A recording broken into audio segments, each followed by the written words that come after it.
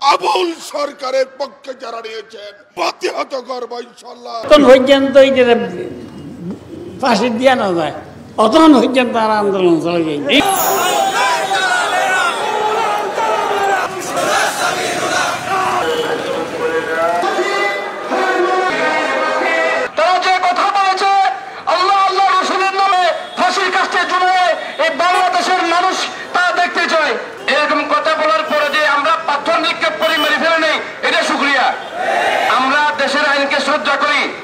সে আল্লাহকে কটূক্তি করেছে, কুরুচিপূর্ণ বক্তব্য দিয়েছে। আপনারা জেনে রাখা উচিত, আল্লাহকে যে গালি দিবে তার ঈমান আর থাকে না, রসুলকে গালি দিলে ঈমান থাকে না।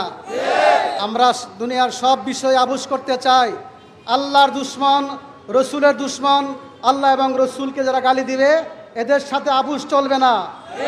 এরা মুরতাদ, এদের বিচার করতে হবে, দৃষ্টান্তমূলক শাস্তি দিতে হবে, যাতে করে ভবিষ্যতে কোনো নাস্তিক এ ধরনের কটূক্তি করতে না পারে।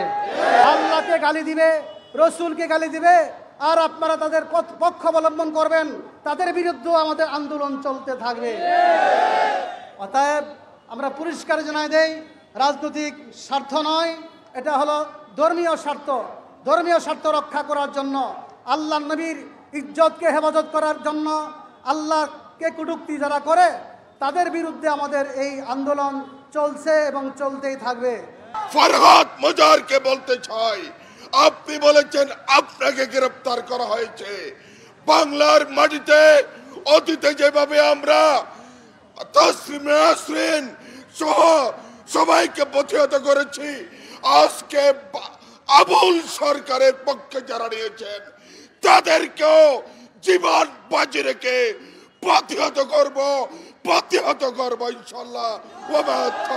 পাগল ছাগলগুলিকে যদি ফাঁসি কাটতে ঝুলানো না হয়, তাহলে এই দেশের তৌহিদি জনতা তারাই তাদেরকে ফাঁসিতে ঝুলাবে।